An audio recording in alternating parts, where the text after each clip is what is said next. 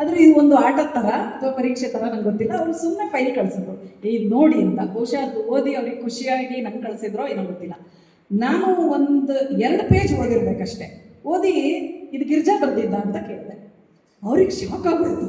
ನನ್ನ ಹೆಸರು ಹಾಕಿಲ್ಲ ಈ ಪುಸ್ತಕ ಯಾರು ಅಂತ. ಏನ್ರಿ ನೀವು ಅಂತ. ನಾನು ಸರ್, ಕರ್ನಾಟಕದಲ್ಲಿ ಈ ಥರದ್ದೊಂದು ಪುಸ್ತಕನ ಗಿರಿಜಾ ಬಿಟ್ಟರೆ ಯಾರೂ ಬರೆಯೋಕ್ಕೆ ಸಾಧ್ಯ ಇಲ್ಲ. ಅದು ಗಂಡ ಹೆಣ್ಣ ಬರೆದಿರೋದು ಅಂತ ಕೂಡ ನಂಗೆ ಗೊತ್ತಿಲ್ಲ. 2 ಪೇಜ್ ಓದಿದ್ದು, ಆದರೆ ನಂಗೆ ಗೊತ್ತಾಯ್ತು ಅದು ಗಿರಿಜಾನೇ ಬರೆದಿದ್ದು ಅಂತ.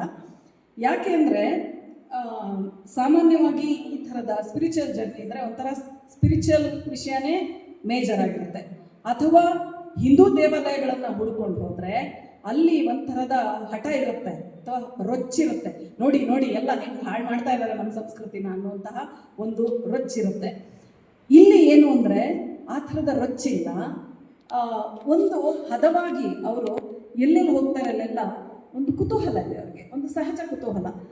ಬಹಳ ನಾನು ತಿಳ್ಕೊಂಡು ನಾನು ಹೋಮ್ವರ್ಕ್ ಮಾಡಿಕೊಂಡು ಇಲ್ಲಿ ನೋಡಕ್ಕೆ ಬಂದಿದ್ದೀನಿ, ನನಗೆಲ್ಲ ಅವ್ರಿಗೆಲ್ಲ ಗೊತ್ತಿದ್ದೂ ಸಹ ಒಂದು ಸಹಜ ಬೆರಗು ಇದರಲ್ಲಿ.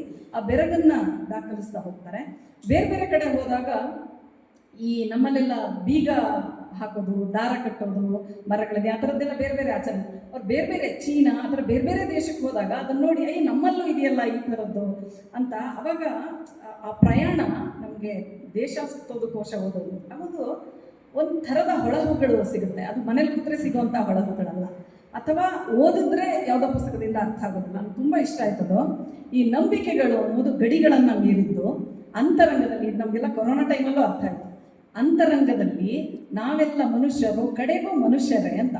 ಅದು ಅವ್ರಿಗೆ ಬೇರೆ ಬೇರೆ ಕಡೆ ಹೋಗ್ತಾ ಬೇರೆ ಬೇರೆ. ಮತ್ತು ನಂಬಿಕೆಗಳು ಅಂದರೆ ಧರ್ಮವನ್ನು ಮೀರಿ ಕ್ರಿಶ್ಚಿಯನ್, ಬೌದ್ಧ, ಜೈನ, ಮತ್ತು ತೀರಾ ಹಳ್ಳಿಯ ಕೆಂಚಪ್ಪ ಕರಿಯಪ್ಪ ದೇವರಿಂದ ಹಿಡಿದು ಚೀನಾದ ಒಂದು ದೇವಸ್ಥಾನ ಅವ್ರು ಬರೀತಾರೆ. ಇನ್ನು ಒಂದು ಹೆಜ್ಜೆ ಇಟ್ಟರೆ ಅಲ್ಲಿಂದ ಬಿದ್ದೇ ಹೋಗ್ಬಿಡ್ತೀವಿ ನಾವು. ಅಷ್ಟು ಅಂಚಲ್ಲಿ, ಅಂದರೆ ಹಿಂಗೆ ಬಂಡೆ ಇದ್ದರೆ ಅಲ್ಲಿ ಅಂಚಲ್ಲಿ ಆ ಥರ ದೇವಸ್ಥಾನ ಯಾಕೆ ಕಟ್ತಾರೆ ಅಲ್ಲಿ? ಅದು ಬೌದ್ಧ ವಿಹಾರ. ಅಂದರೆ ಅವರು ಯಾವುದೇ ಧರ್ಮದ ಹಂಗಿಲ್ಲದೆ, ಸ್ಥಳದ ಹಂಗಿಲ್ಲದೆ, ಸ್ಥಳೀಯ ದೇವಸ್ಥಾನದಿಂದ ಹಿಡಿದು ಯಾವುದೋ ಚೀನಾದ ಒಂದು ಬೌದ್ಧ ಬೆಟ್ಟದ ತುದಿಯಲ್ಲಿ ಕಟ್ಟಿರೋ ಅಲ್ಲಿವರೆಗೂ ಹೋಗ್ತಾರೆ. ಆದರೆ ಇದು ಲೋಕಲ್ಲು, ಅದು ಯಾವುದೋ ಬೇರೆ ದೇಶದ ಒಂದು ದೊಡ್ಡ ಒಂದು ಯಾರೂ ನೋಡಲಾಗದ ಜಾಗ ಅನ್ನುವ ಭೇದ ಇಲ್ಲದೆ ಎಲ್ಲದರಲ್ಲೂ ಸಮಾನ ಬೆರಗು ಮತ್ತು ಶ್ರದ್ಧೆ ಎರಡನ್ನೂ ಅವರು ಹುಡುಕೋದಿಲ್ಲ. ಬೆರಗು ಅವ್ರ ಒಳಗೆ ಇದೆ, ಶ್ರದ್ಧೆಯಿಂದ ಮಾತ್ರ ನೋಡ್ತಾ ಹೋಗ್ತಾರೆ. ಇದು ಒಂದು. ಮತ್ತು ಈ ಪುಸ್ತಕ ನಾನು PDF ಅಲ್ಲಿ ಮಾತ್ರ ಓದಿದ್ದು, ಬಿಡುಗಡೆಗೆ ನನಗೆ ನನ್ನದೇ ಕಾರಣಗಳಿಂದ ಹೋಗೋಕ್ಕಾಗಲಿಲ್ಲ. ಆದರೆ ನಾನು ಹೇಳಿದ್ದೆ ಇದರಲ್ಲಿ ಫೋಟೋಗಳು ಬಂದಾಗ ನನಗೆ ನೋಡೋಕ್ಕೆ ಕುತೂಹಲ ಇದೆ ಅಂತ.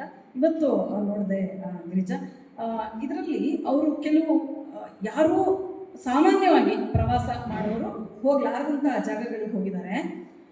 ನಮ್ಮ ದೇಶದಲ್ಲಿ ನಾವು ನಮ್ಮದು ಮಾತ್ರ, ಇಲ್ಲಿದು ಮಾತ್ರ ಅಂತ ಅಂದ್ಕೊಳ್ತೀವಲ್ಲ, ಅದೇ ಥರದ ದೇವಸ್ಥಾನಗಳು, ಅದೇ ಥರದ ಆಚರಣೆಗಳು ಅಲ್ಲಿರುತ್ತೆ. ಅಂದರೆ ಒಟ್ಟಾರೆ ನಾವು ಇತಿಹಾಸ ನೋಡಿದಾಗ ಎಲ್ಲಿಂದನೋ ಹೆಂಗೆಂಗೋ ಬಂದು ಜಾಯ್ನ್ ಆಗಿರೋದಲ್ವಾ, ಅದೆಲ್ಲದರದ ಕುರುಹುಗಳು ಅಲ್ಲಿ ಸಿಕ್ಕಿರುವ ಬಗ್ಗೆ ಈ ಪುಸ್ತಕದಲ್ಲಿ ಸಾಕ್ಷಿ ಇದೆ.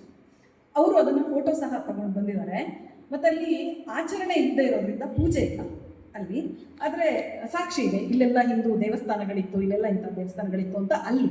ಮತ್ತು ಇಲ್ಲೇನಾಗಿದೆ ಅಂತ ನೋಡಿದರೆ ಎಷ್ಟೋ ನೋಡಿ, ಅವರು ನಂಬರ್ ಕೊಡ್ತಾರೆ, 50,000ಕ್ಕೂ ಹೆಚ್ಚು ಶಿಲ್ಪಗಳು ಇಲ್ಲಿಂದ ಕಾಣೆಯಾಗಿವೆ.